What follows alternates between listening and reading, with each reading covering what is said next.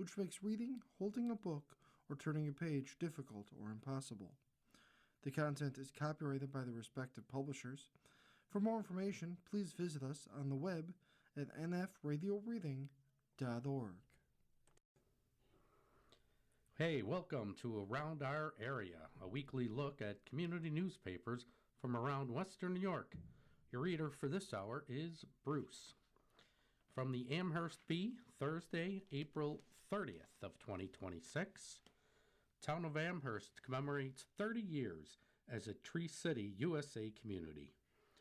Article by Bob Kubzik. Town of Amherst officials, the Amherst Tree Board, and members of various departments that facilitate trees in Amherst gathered on Friday, April 24th at Bassett Park on Klein Road to celebrate a milestone, Amherst being a Tree City, USA community for 30 years. The designation is awarded by the Arbor Day Foundation in partnership with the U.S. Forest Service and the National Association of State Foresters. The town first earned this recognition in 1996. At the commemoration, an official Tree City, USA sign was unveiled and can be seen at the park. The town says the sign symbolizes Amherst's commitment to urban forestry and the vital role trees play in the community. Amherst continues to be a leader in trees and the benefits they offer to our residents, said Town of Amherst Supervisor Sean Lavin, adding that the town has continually met the required criteria to be honored for the Tree City from the Arbor Day Foundation. It's an incredible accomplishment that shows our continued commitment to planting trees in the entire town of Amherst, said Lavin. The supervisor said facilitating trees in Amherst is a collaborative effort with many different entities in the town, including Highway Superintendent Stephen Floss and his department, which spearheads the tree effort in Amherst. He does an amazing job with his employees, whether it's planting, trimming, or removing dead trees, diseased or dead trees. It's our highway department that continually answers the call and are continuing to do a great job. Lavin also thanked the Amherst Youth and Recreation Department for beautifying Amherst's recreational spaces like Bassett Park and the Amherst Tree Board for their continued leadership.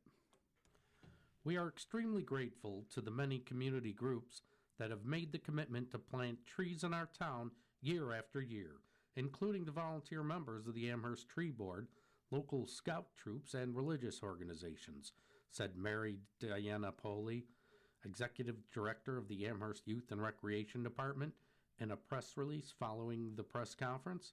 It is their hard work and dedication that ensures the continued preservation of recreational spaces in our town and sets the example for the next generation of conservationists.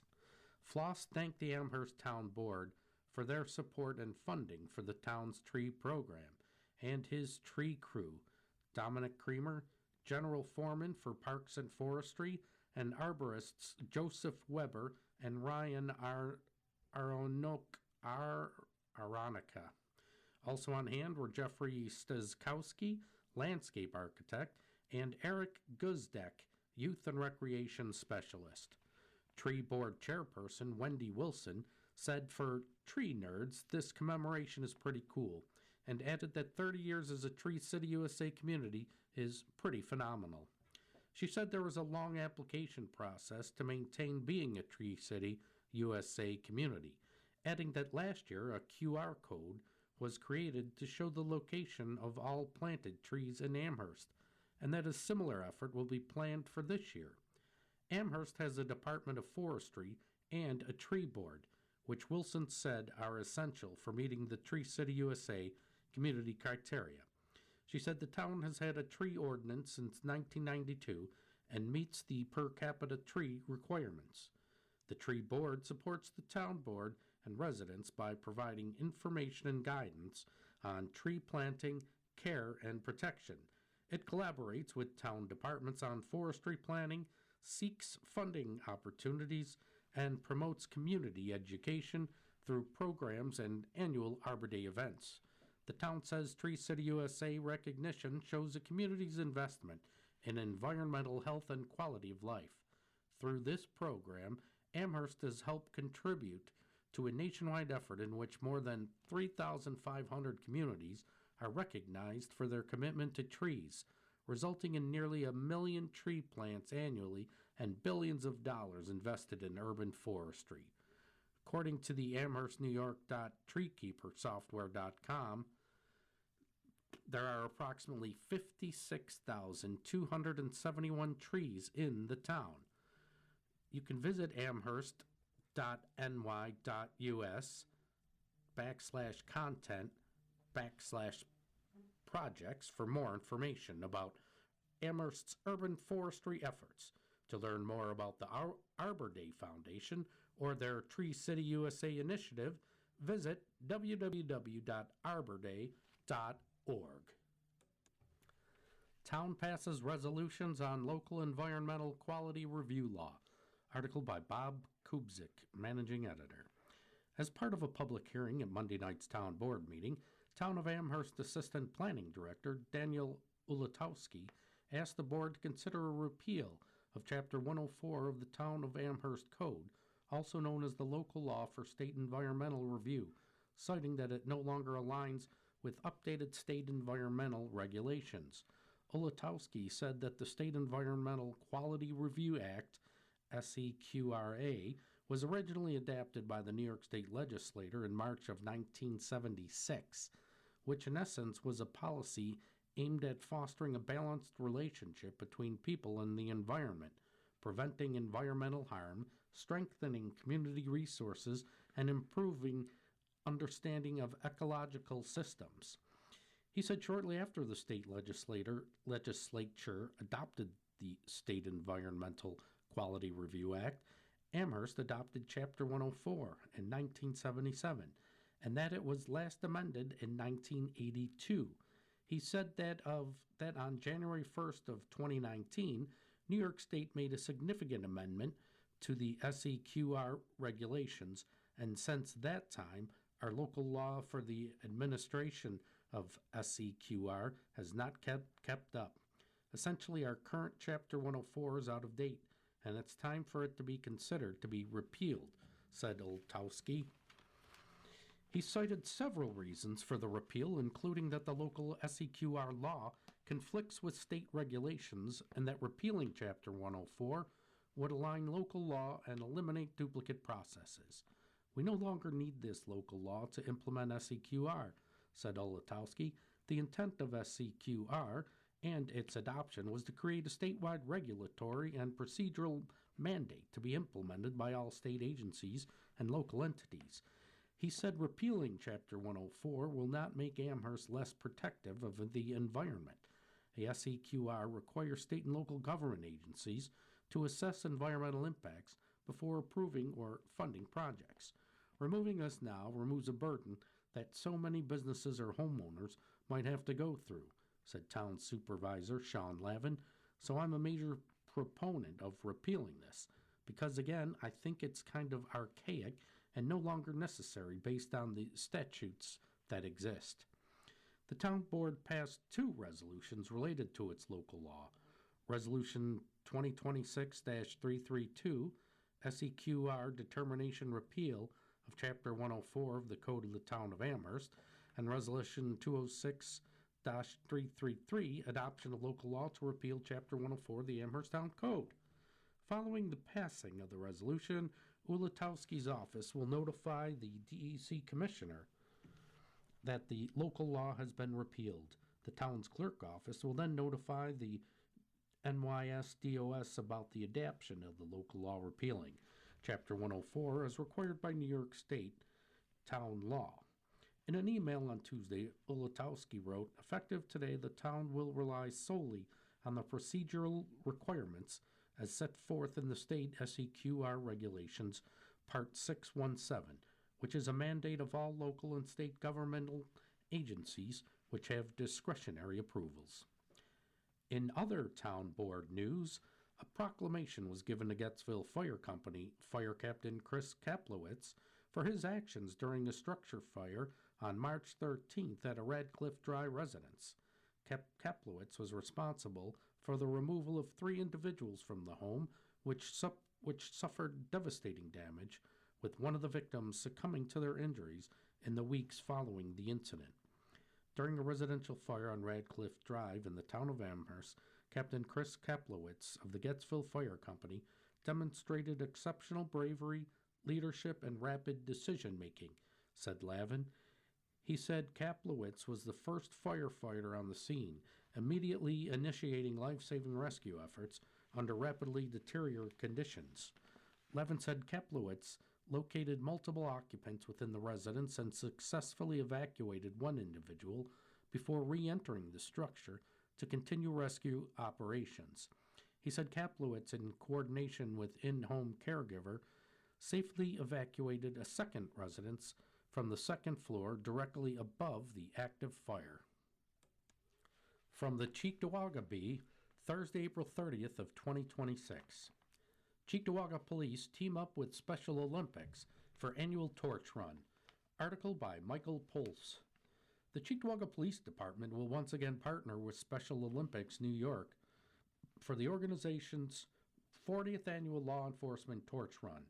The local leg of the event is set for Thursday, May 14th, beginning at 11 a.m. at Maryvale High School, 1050 Maryvale Drive. It will conclude at Cheektowaga High School, 3600 Union Road. The run is approximately 1 mile long. Registration begins at 10:30 a.m. at Maryvale High School. Participants must purchase a $25 Torch Run shirt with all proceeds benefiting Special Olympics New York. Cheektowaga police officers, community members, and unified athletes from both schools, students with and without intellectual disabilities, will participate together. The run is part of Special Olympics Unified Sports, which promotes inclusion by having athletes and partners compete side by side. During the event, runners will carry the Flame of Hope, a symbolic torch that celebrates the partnership between law enforcement and Special Olympics.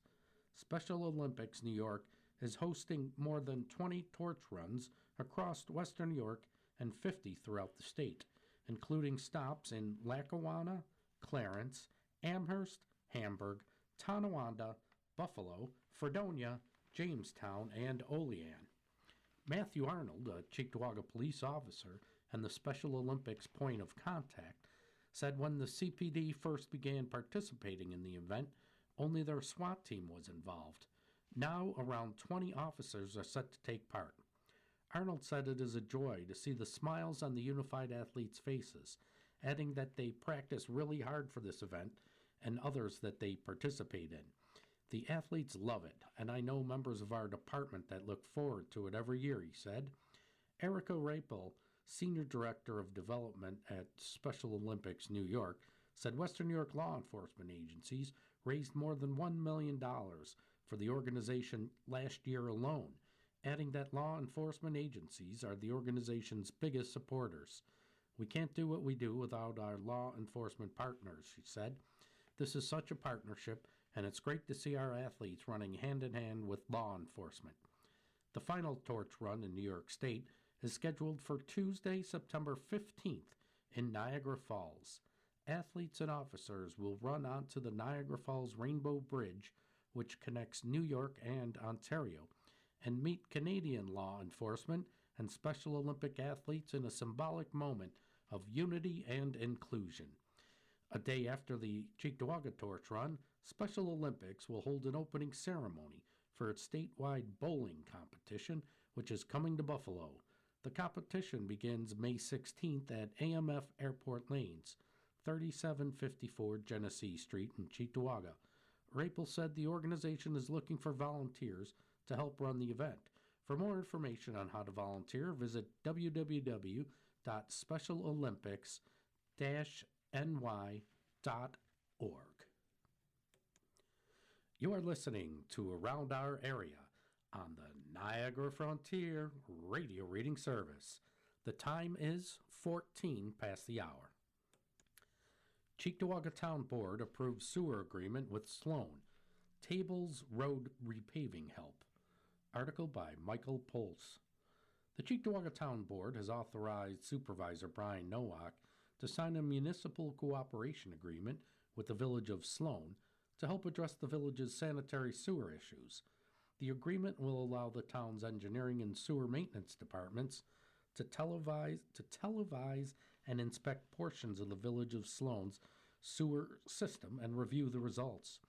The assistance is needed so the village can comply with the New York State Department of Environmental Conservation, DEC, consent order regarding stormwater inflow into the sewers. The resolution was sponsored by Democratic Council member Stephen Nowicki and Supervisor Nowak, and is subject to review and approval by Town Attorney Thomas Fowler, Jr. According to Nowak, the town has had shared services agreement with the village of Sloan for over 2 decades, covering sewer work, road paving, and other municipal services. The previous 5-year agreement expired December 31st. There is no set dollar amount attached to the work. The contract states the town will provide employees at no charge during normal working hours. Supervisor Nowak described the arrangement as a sharing of manpower and equipment, though the board discussed possibly tracking hourly operator costs and equipment wear and tear going forward. Republican council member Barbara Bukowski expressed reservations about the plan. "I'm all for helping people out if there's an emergency situation. This isn't an emergency situation," she said. Bukowski also questioned why the village isn't hiring contractors or issuing bonds for the work, as the town does for some of its own projects. Democratic Council member Brian Pilarski said that the resolution simply allows the town to assist when possible, noting that the town can decline any request if it lacks crew, personnel, or equipment. Democratic Council member Tiffany Lewis voted against the resolution, stating she wanted to add a whereas clause that would specify the terms under which the town would provide assistance. Bukowski and Republican Council member Vernon Thompson also voted no. The resolution passed, with the rest of the board voting in favor. The board voted to table a similar resolution that would have authorized the town highway department to assist Sloan with road repaving. Several board members raised concerns about the town already being behind on its own paving schedule and whether the agreement offered sufficient protection and reciprocation from town resources. Town Attorney Thomas Fowler Jr. expressed significant reservations about the road repaving agreement, citing potential issues with insurance, workers' compensation, fuel, equipment breakdowns, and other possible problems. He said he would not recommend signing the current version and would seek improvements. Cheektowaga man charged in Buffalo homicide. Angel Gonzalez Rondon, 22, of Cheektowaga, was arraigned on Thursday, April 23rd, before Erie County Court Judge Susan Egan after allegedly murdering 21-year-old Jihad Gibbs in Buffalo's Genesee Moselle neighborhood. Gonzalez Rondon is charged with 1 count of murder in the 2nd degree, 1 count of criminal possession of a weapon in the 2nd degree, and 1 count of unlawfully fleeing a police officer in a motor vehicle in the 3rd degree. It is alleged that at 9:30 p.m. Monday, April 6th, Buffalo police officers responded to a shooting on the 200 block of Walden Avenue near St. Louis Avenue. Gibbs was taken by ambulance to ECMC, where he died from his injuries. Gonzalez Rondon is accused of intentionally causing the death of the victim by shooting him with an illegal firearm. It is further alleged that at 12:52 p.m. Tuesday, April 7th, police observed Gonzalez Rondon driving a vehicle in the area of Broadway and Bailey Avenue in the city of Buffalo. When the officers attempted to initiate a traffic stop, Gonzalez Rondon allegedly attempted to flee. Gonzalez Rondon was taken into custody after he allegedly stopped the vehicle on Harlem Road in West Seneca, where he attempted to run from police but was quickly apprehended. Gonzalez Rondon is scheduled to return at 9:30 a.m. Thursday, June 4th, for a pretrial conference. He continues to be held without bail. If convicted of the highest charge, Gonzalez Rondon faces a maximum sentence of 25 years to life in prison. Erie County District Attorney Michael Keene commends the Buffalo Police Department for their work in this investigation. The case is being prosecuted by Assistant District Attorney Frank A. Strano of the Homicide Bureau. The defendant is presumed innocent until proven guilty in the court of law. The Clarence Bee from Thursday, April 30th of 2026. Family Support Center highlights growth at Clarence Board of Education meeting. Article by Emma McElligott. The Clarence Schools Family Support Center outlined expanded services, staffing, and community partnerships during a presentation at the Clarence Board of Education meeting on Tuesday, April 21st. The FSC staff includes Coordinator Evan Vartran, School Social Worker Penny Connors, and Secretary Clerk Sherry Weiss. Officials said the center, which opened in the fall of 2022, is designed to support the well-being of students, families, and the broader community by serving as a centralized hub for mental health services, case management, basic needs assistance, and family programming. Since opening, the FSC has recorded more than 5,500 appointments, including individual and group mental health counseling, short-term case management, family wellness programming, parent workshops, and other support services. The center currently works with 15 community-based mental health clinicians, 12 of whom are regularly on site. 6 clinicians serve younger children, some as young as 3 or 4 years old. From July 1st of 2025 through April 16th of 2026, the FSC reported 359 referrals across the district and community. Of those, 244 were related to mental health support, representing about 68%. According to district data, 69% of referrals were successfully linked to services, 24% remain in progress or ongoing, and 8% did not engage or declined service. Referrals came from across the district, including Clarence Center Elementary, Harris Hill Elementary, Ledgeview Elementary, Sheridan Hill Elementary, Clarence Middle School, and Clarence High School, as well as district staff and community members. The center also reported expanded staff training initiatives. More than 324 district employees, including teachers, aides, bus drivers, transportation staff, clerical workers, and administrators, have completed Flip It training, which focuses on helping children identify emotions, build self-regulation skills, and reduce challenging behavior. 15 staff members are trained to provide coaching and training across the district. Officials also highlighted McKinney-Vento services for students experiencing housing instability. 14 students qualified during the 25-26 school year, and more than 60 staff members have participated in refresher training. Some schools have also completed poverty simulation exercises to better understand student and family experiences. In addition to direct services, the FSC coordinates family engagement and community programming, including literary events, seasonal activities, wellness workshops, and outreach for new families. Partnerships include the Town of Clarence, Clarence Public Library, Clarence Rotary Club, Clarence Chamber of Commerce, Clarence Youth Bureau, Brothers of Mercy Wellness Campus, and other local organizations. SUNY Erie's Crime and Punishment Museum explores the complexity of crime. Article by Justin Sullivan.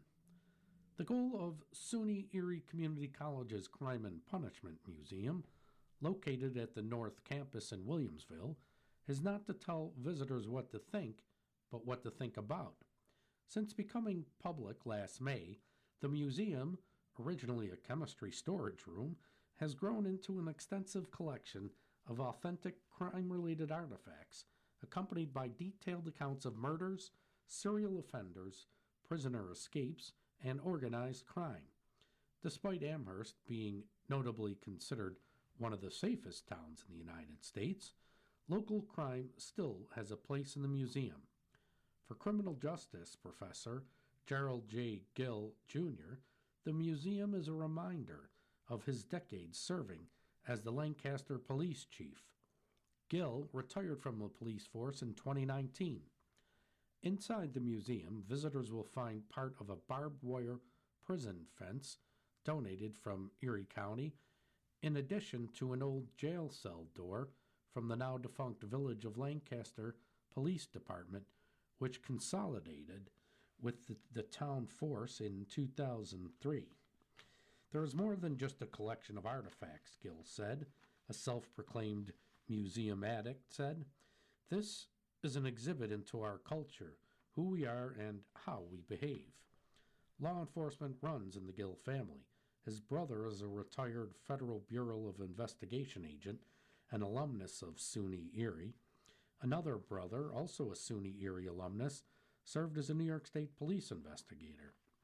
With the help of fellow Professor Paul McIlvin, Gill, who still practices as an attorney, runs the museum alongside several volunteer docents who all have something to add to the tour. Each exhibit focuses on a class in ECC's criminal justice program. We want to accentuate the classroom experience, Gill said. Graduates of this 2-year program have gone on to work in fields such as law enforcement, corrections, the courts, emergency services, juvenile justice child advocacy, victim advocacy, or other human services professions. On display, SUNY Erie students constructed replicas of historical execution devices and a human skull, and curated exhibits featuring crime scene photographs, wanted posters, weapons, and a wide range of criminal justice, and law-related collectibles. Additional displays include law enforcement agency patches from around the world, furniture, police and SWAT equipment, prison inmate artifacts, riot control gear, and drug-related paraphernalia. The museum also features a lending library, straitjackets, film posters, and equipment used in crime scene investigation and forensic processing, among others. Like most museums, the Crime and Punishment Museum have a rotating exhibit space, currently focusing on the conviction of late bike path killer Altimio Sanchez, as well as the wrongful conviction and subsequent exoneration of Anthony Capozzi. But Gill said he would like to expand the museum, which is believed to be the only one of its kind in the country. His dream addition? A payphone, which he said was notorious for being used to call in anonymous tips. Tours are available during regular hours and by appointment. Museum hours are 2:30 to 4 p.m. Tuesdays and Thursdays during the fall and spring semesters. For more information, contact Gill at Gill, Gill, at ecc.edu.edu or 716-270-5286. State police seek victims in Clarence fraud investigation.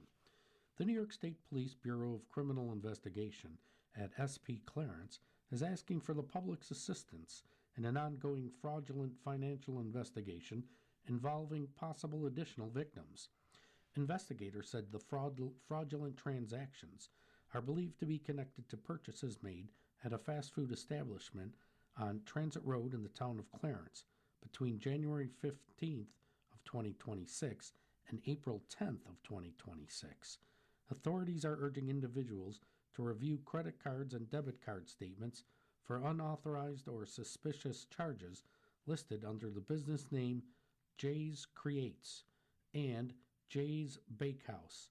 Anyone who identifies suspicious activity or believes they may have been affected is asked to contact SP Clarence at 716-406-6215 and reference RMSNY 2600439-561.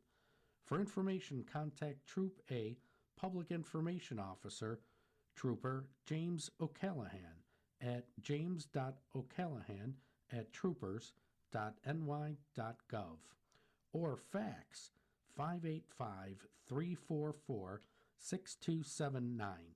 Troop A Commander is Major Amy P. Ferraletto. You are listening to Around Our Area on the Niagara Frontier Radio Reading Service. The time is 30 minutes after the hour. Articles from the Lancaster Depew Bee for Thursday, April 30th of 2026. Swift Water Team rescues Depew man. The West Seneca Swift Water Flood Rescue Team, or SWFRT, was dispatched on Saturday afternoon to assist Depew Fire Department with a water rescue on Cayuga Creek near South Ellington Avenue in the village of Depew. Western New York in general got more than an inch of rain on Saturday, which caused creeks to swell rapidly. As a result, the individual found himself suddenly isolated by rushing water. The West Seneca SWRFT is comprised of trained members of 5 of the fire districts located in West Seneca, including Winchester, Union, East Seneca, Seneca Hose, and Vigilant Fire. West Seneca Water Rescue 9 responded to the scene and was briefed on creek conditions, previous attempts to rescue the victim, and plans to retrieve him with the rescue team. The power rescue boat was deployed at the creek's edge, along with standby units for safety and operational support. Swimmers with throw bags were deployed downstream as a precaution. The rescue boat was operated by 3 SWFRT members who were able to cross the creek and reach the individual. The victim was then secured by the boat team, placed into a life vest, and transported safely back across the creek. The victim was then handed off to awaiting emergency medical services for evaluation. County Clerk's Office celebrates new outreach center. Erie County Clerk Michael Kearns has announced the grand opening of a new Northtowns Outreach Center, expanding access to essential county services for residents across northern Erie County. Located inside the Eastern Hills Mall, adjacent to the Erie County Auto Bureau, the new Outreach Center is designed to provide a convenient in-person access to a range of government services. The location will serve residents of Alden, Amherst, Clarence, Grand Island, Kenmore, and the Tonawandas. The Northtowns Outreach Center will officially open on Monday, May 4th. Operating hours will be Monday and Wednesday from 10 a.m. to 6 p.m. and Saturday from 9 a.m. to 1 p.m. No appointments are required, allowing residents to access services on a walk-in basis. Services available at the Outreach Center will include acceptance of new U.S. passport applications, on-site passport photo services, and assistance with DMV-related questions and forms. The office will also provide departmental forms and guidance, enrollment for veterans in the Clerk's Thank a Vet discount card program, and registration for the William J. Donovan Book of Merit, which honors Purple Heart recipients. Kearns said the expansion reflects a continued effort to make government services more accessible and responsive to community needs. He pointed to the success of the Southtowns Outreach Center as a model for bringing services closer to residents. This Northtowns Outreach Center reflects our continued commitment to bringing government services directly to the people we serve, Kearns said. Following the tremendous success of our Southtowns Outreach Center, it was a natural step to expand this model to the Northtowns. By meeting residents where they live, we're making it easier, quicker, and more convenient to access important services while strengthening our connection to the community. The addition of the Northtowns location underscores the clerk's office's broader effort to improve customer service, increase accessibility, and ensure all Erie County residents can easily obtain vital government resources. A ribbon cutting ceremony is scheduled for opening day at the Eastern Hills Mall location on May 4th. Residents are encouraged to attend and learn more about the services available. For more information, visit erie.gov/clerk or contact the Erie County Clerk's Outreach Center at 716-858-8864. Antlers Club hosts concert basket raffle to benefit local causes. Local students, part of the Lancaster Elks Lodge Junior program, the Antlers Club, hosted a concert featuring the Carnival Kids Steel Orchestra and a corresponding basket raffle to benefit area charities. The Elks organization describes the Antlers program as a chance for young people to get involved in their communities by engaging with service-related projects. The Antlers of the Benevolent and Protective Order of Elks of the United States of America holds several objectives, like encouraging patriotism, teaching respect, and aiding worthy causes. Learn more about the Elks organization online at www.elks.org. Hochul James sue to restore $73 million in highway funding cut by the federal government.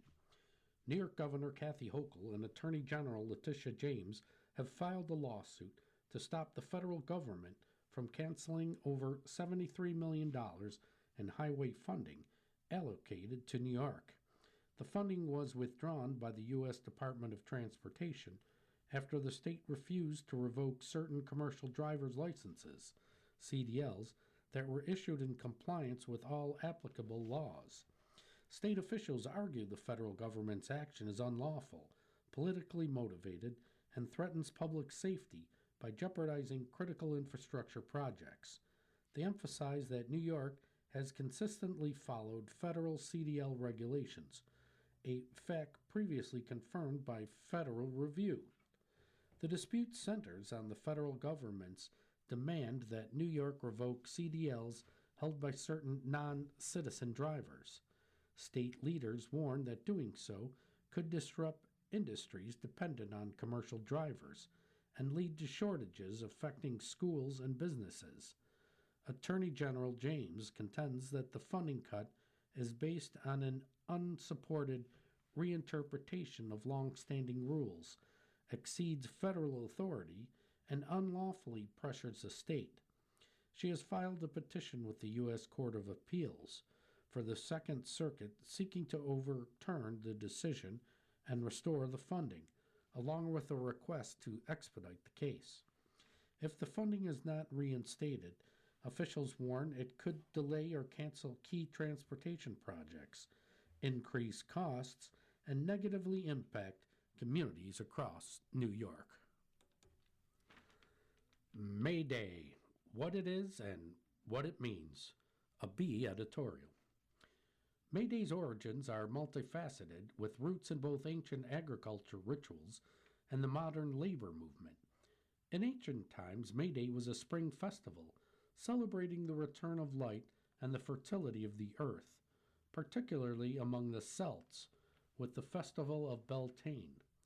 Later it evolved into a day honoring the labor movement. May 1st is celebrated internationally, particularly in Europe, as a workers' solidarity day to celebrate laborers and working classes. It is also known as Labor Day or May Day in some countries. May Day, a holiday rich in tradition and folklore, is derived from ancient festivals celebrating the first day of summer. The word May itself is rooted in Roman mythology, linked to the Roman goddess Maya, who oversaw the growth and vitality of plants. As with many early holidays, May Day is rooted in agriculture. Springtime festivals filled with song and dance celebrated the sown fields starting to sprout.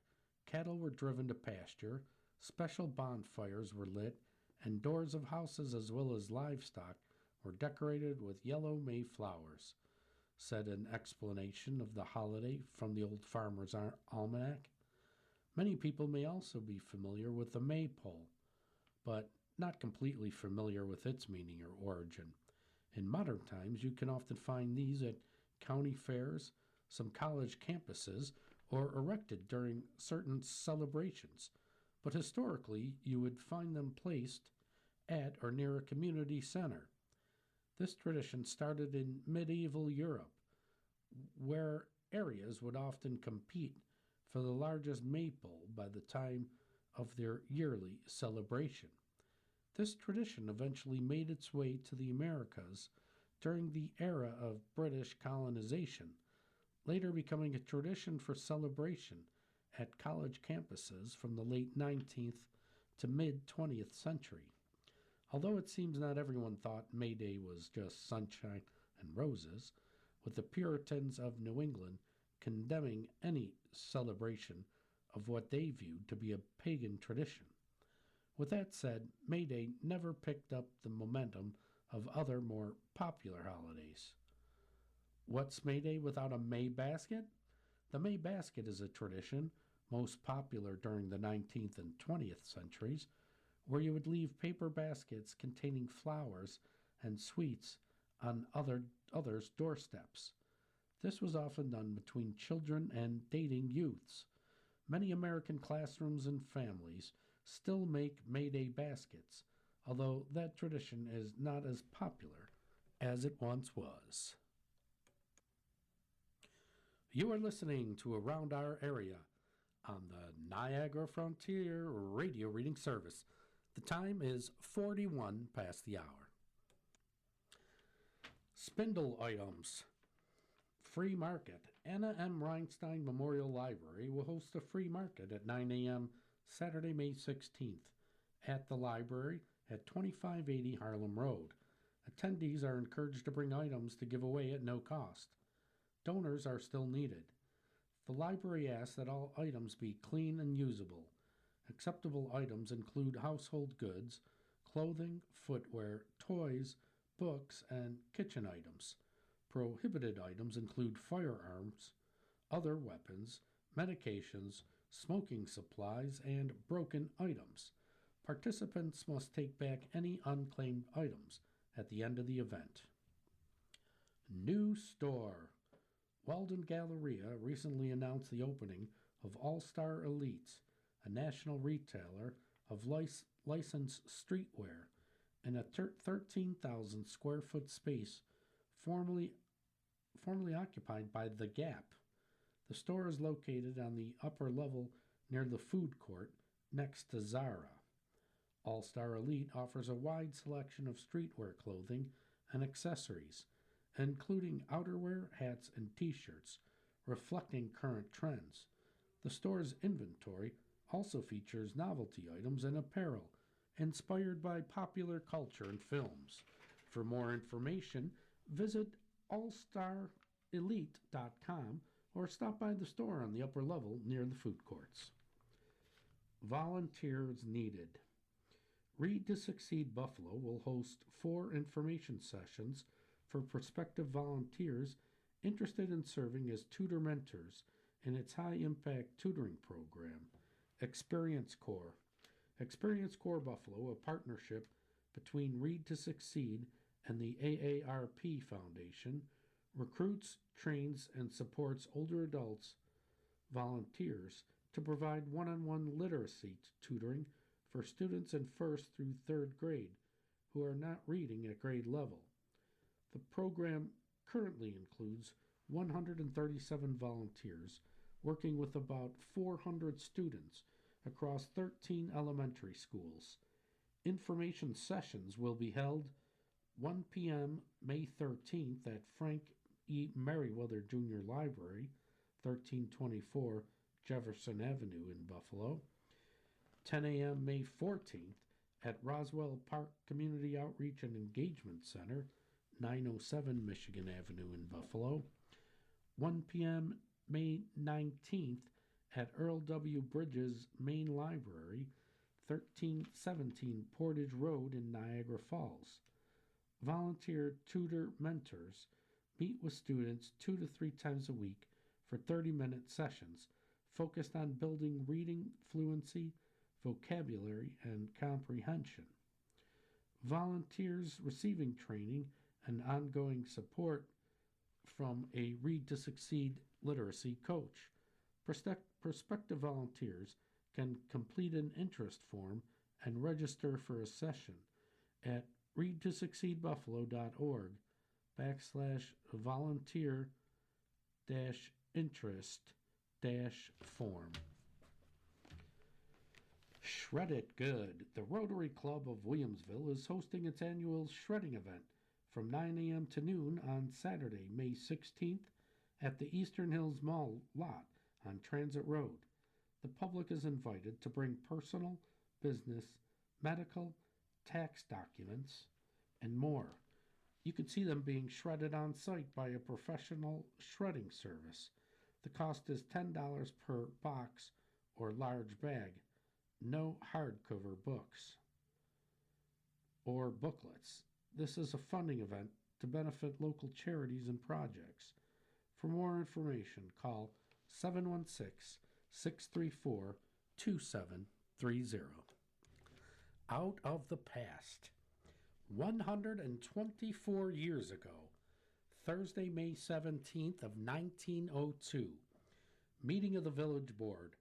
A regular meeting of the Board of Trustees in the village of Lancaster was held on Monday evening, May 14th. The attorney reported that street laborers cannot be worked more than 8 hours per day and that they must be paid the prevailing rate of wages for similar work in the community. A motion that men who work on the streets be employed not more than 8 hours per day was carried. The attorney also reported that all the property owners on Sawyer Avenue were ready to turn that street over to the village so that it could be improved. The matter was laid on the table until the next meeting. The attorney was instructed to ascertain whether, if a fire company is incorporated, and if any of its members can be held personally responsible for any damage done by fire through negligence on their part or by orders given by him. The question of dividing the tax on property owned by John B. McKillen and others, so that Mr. McKillen can pay the tax due on his portion of the property, was referred to the tax committee. An application was read from the Depew and Lancaster Light Power and Conduit Company asking permission to string wires over Central Avenue, notwithstanding the fact that Trustee Grow thought the company ought to be made to pay a fine for violating a village bylaw. Permission was granted without such fine being imposed. A petition signed by nearly 50 citizens asking that the Board of Trustees amend the ordinances to that bicycles can be ridden on sidewalks before 7 o'clock in the morning was referred to the Sidewalk Committee. In addition, a motion to order the property owners on the east side of Lake Avenue and Aurora Street to build new sidewalks was carried. Baseball team created. A baseball team to be known as the Lancasters has been organized to play on Saturday afternoon through the coming season. The first game will be played on Saturday, May 26th. Maston Park will furnish the team for this game. A game will also be played on Memorial Day. The Lancaster team will be selected from the following: Klein, Lambry, Hanna, Mutz, Gates, Roach, Petties, Showman, Adolph, Bork, Hummel, Spencer, Schlegel, and Barry. Animal Show and Circus. Van Amberg and Gallagher's Trained Animal Exposition and Circus will exhibit on the vacant lot on Central Avenue, just north of the Erie Railroad, on Monday, May 21st. Performances will be given at 1:30 and 7:30. Roscoe, the Human Wheel, will give an outside exhibition at 1 and 7, which will be free to all. Don't miss it. There will be a street parade before the afternoon performance, Admission 10 and 20 cents. You are listening to Around Our Area on the Niagara Frontier radio reading service. The time is 2:50. Canton B, Thursday, April 30th of 2026. Front page story, Veteran of the Quarter. Jennifer Valentine was chosen as the Veteran of the Quarter in the city of Tonawanda. Valentine is the daughter of Susan and Bob Gregg. Born and raised in Tonawanda, Valentine is a 1995 graduate of Tonawanda High School. After graduation, she attended Boston University and graduated with a bachelor's degree in mathematics. Upon graduation from BU, she was commissioned as a second lieutenant in the United States Air Force and served as a communications information officer until her honorable discharge in 2007. Her first duty station was Travis Air Base, which was Air Force Base, where she was assigned to the 615th Air Mobility Operations Squadron. At Travis, her team led the Air Force in deploying theater deployable communications equipment in support of U.S. Transcom Global Reach Laydown mission. She also deployed twice to Southeast Asia in support of Operation Cobra Gold, a joint multinational exercise, and was selected to be the first ever second lieutenant to coordinate AMOS, support for Cobra Gold in unit history. In 2001, she was stationed at Pope Air Force Base, North Carolina, where Valentine served as a director of the Network Operations Center, maintenance flight commander for the 43rd Communications Squadron, and as the executive officer for the 18th Air Operations Support Group. In 2002, she was deployed to Seeb Air Base in Oman in support of Operation Enduring Freedom. Her team directly supported C-130 air operations in Afghanistan. For her efforts, she was recognized as Pope Air Force Base's Armed Forces Communications Electronic Association Soldier of the Year in 2003. In 2005, she was selected to attend the Air Force Institute of Technology at Wright-Patterson Air Force Base in Dayton, Ohio, a program with a 1% selection rate. Upon completion of AFIT, Valentine received her Master of Science in Information Resource Management. Additionally, her master's thesis was selected to be presented at the International Command and Control Research and Technology Symposium at Cambridge University in 2006. In 2006, Valentine served on headquarters staff in United States Air Forces in Europe at Ramstein Air Base, Germany. Her accountabilities included being the program manager for the Combat Information Transport System program and was responsible for upgrading the telecommunications infrastructure for each of the Air Force bases across Europe. Valentine separated from the Air Force in 2007, achieving the rank of captain. She currently lives in East Aurora with her husband Jeffrey and their 3 children, Weston, Megan, and Henry.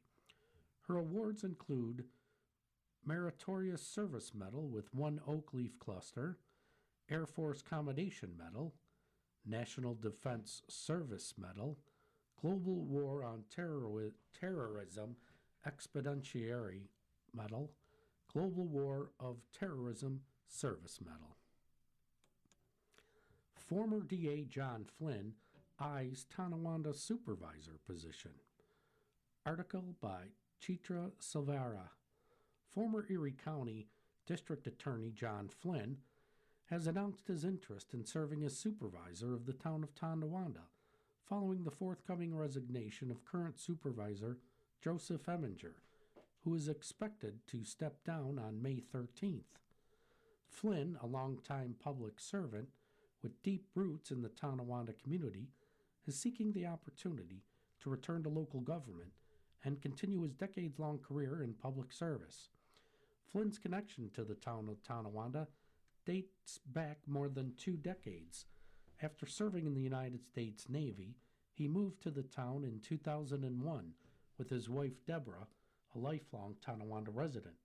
Shortly thereafter, Flynn began his legal career as an assistant district attorney in Erie County and quickly became involved in local civic and political life. My first entry into politics was right here in Tonawanda, Flynn said. In 2002, Chairman John Krangle recruited me into the local Democratic Committee, and in 2003, I was encouraged to run for the town board. I was fortunate to earn the support of the community and win that race. That was the beginning of my elected service. Flynn served on the town board from 2003 through 2006, gaining firsthand experience in municipal governance. In December of 2006, he was appointed town court judge following a vacancy created when Judge Frank Caruso was elevated to the New York State Supreme Court by the then Governor George Pataki. Flynn successfully ran in 2007 and was elected as town judge. He left the bench in 2010 when he became the town attorney, a position he held from August 2010 until his election as Erie County District Attorney in 2016. He assumed the role of District Attorney in January 1st of 2017, serving nearly 8 years until he stepped down in April of 2024.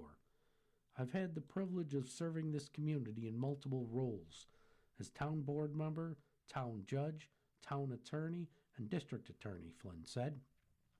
That breadth of experience has given me a deep understanding of how local government operates and how decisions impact residents on a daily basis. I believe that experience will be invaluable if I am given the opportunity to serve as supervisor. Flynn described his tenure as district attorney as both challenging and rewarding, noting the emotional toll that comes with the role.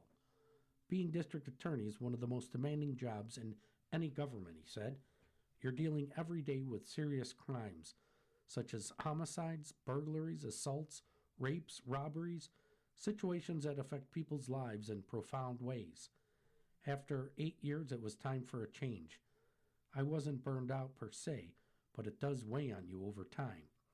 Since leaving office 2 years ago, Flynn has taken time to recharge, but said his commitment to public service remains strong. You've been listening to Around Our Area, a weekly look at community newspapers from around Western New York. Stay tuned for our second hour. Your reader for this hour has been Bruce. Thank you for listening, and as always, make it a great day. Coming up next in the Niagara Frontier Radio Reading Service, we have a reading of our South Towns papers, including Orchard Park, Hamburg, East Aurora, and West Seneca's B papers or Sons.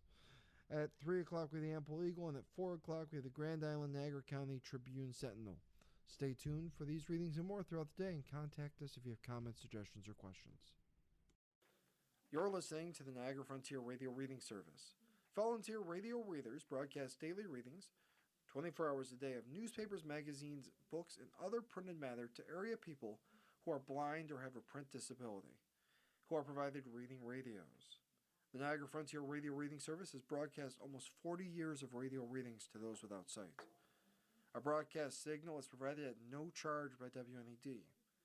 Radio Reading Studios are at 1199 Harlem Road in Cheektowaga. For more information on the Niagara Frontier Radio Reading Service, call 716-821-5555.